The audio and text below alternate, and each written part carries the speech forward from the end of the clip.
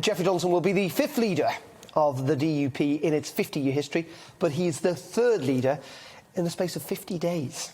Well, let's talk now to Mick Fealty, editor of the Slugger O'Toole. It's a news site dedicated to Northern Irish news. So, the party's been in somewhat disarray recently. Is Sir Jeffrey Donaldson the man to sort of calm the party down and give it a bit of direction? Well, there isn't anybody else. That's the plain truth. And they've tried. They tried to get rid of Arlene Foster. Well, they got rid of Arlene Foster. They put in... they split the party by putting Edwin Poots in. And I think, you know, with 90% of the party voting, okay, in a one-candidate election, I think that's pretty much... He starts with an overwhelming support of the parliamentary party. So, I mean, that's what he has to do. This is a very uncomfortable situation. The DUP, in terms of political parties, probably put up with more abuse, more criticism than any other party on these islands. They're socially conservative. They're not popular in a media that's broadly socially liberal.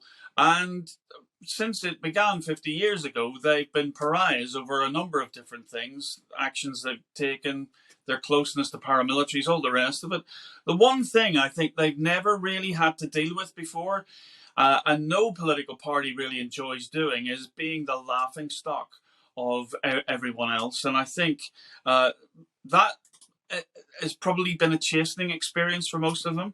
And I think right now they only have one card to play, and that's Jeffrey Donaldson. Hi, Mick. It's Darren here. Obviously, the biggest task he has to face is this Northern Ireland protocol. What's going to happen to it? Can he get the British government to take a harder line? I mean, I think it's pretty unlikely he's going to be scrapped altogether.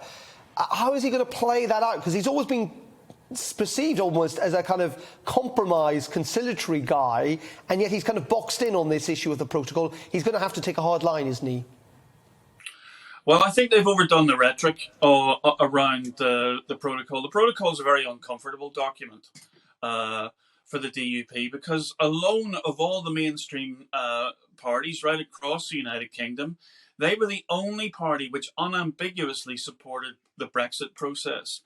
And they're the ones, in a way, who are really the victims of that process as it has, as negotiations have gone and dealt with Northern Ireland. They first of all opposed the backstop, which was part of the whole Theresa May negotiations. And whilst they supported Boris Johnson, they've ended up with this situation where they're the only political party in Northern Ireland now out of step with the Brexit that Boris Johnson has delivered, which effectively means that Northern Ireland could potentially have the best of both worlds in the sense that now its farmers and fishermen have got direct access to the European markets that many mainland counterparts have lost. But it's on the traffic that comes from east into west, into Northern Ireland, where many of their voters are experiencing some pain. So unless they get this sorted, or they can depend on Boris Johnson to get this sorted, I think they're heading into elections next year that are going to be very difficult. They need significant changes. They will not get rid of the protocol because the whole deal around Brexit, Boris Johnson's Brexit, really depends on that protocol holding in place. But they need some compromises, I think, from the European Union that frees up that east-west trade, because many, particularly smaller retailers in Northern Ireland, really depend. You can't just jump your supply chains and reconnect them into the Republic or further into France and Spain, rather than from Britain overnight. That there's questions of distribution, there's questions of production level, etc., etc.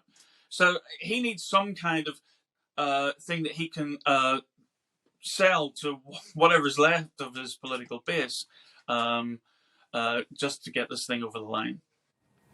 Thank you very much for your analysis. Mick Fealty, editor of the Slugger O'Toole, giving us the latest on another change in leadership in hands of the DUP. And the big question, of course, is also, because, there's a new First Minister in place, Paul Givan, and he's there because of the former leader, Edwin Poots. And the big question, of course, is, at what stage is he going to have to step down? Because Jeffrey Donaldson wants that job of being First Minister of Northern Ireland.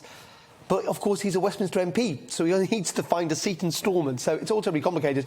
Really interesting, though, I thought, from what Mick said, is that, you know, politics in Northern Ireland can be controversial, it can be complicated. But the DUP over the last couple of weeks have essentially been a laughing stock, which is... I was going to ask, do you agree with that analysis? I think it's true to a large degree, actually. I mean, the very factors we've just been talking about, they've had 5 leaders in the last 50 years and 3 of them in the last 50 days. I mean, that's pretty shambolic. And it's really hit them hard in the polls. I mean, I think Edwin Poots, who is now the former leader, suggested this week that if there was an election in Northern Ireland tomorrow, Sinn Féin would probably be the largest party, and Sinn Féin would probably hold the position of First Minister. So, you know, there are big movements in politics in Northern Ireland.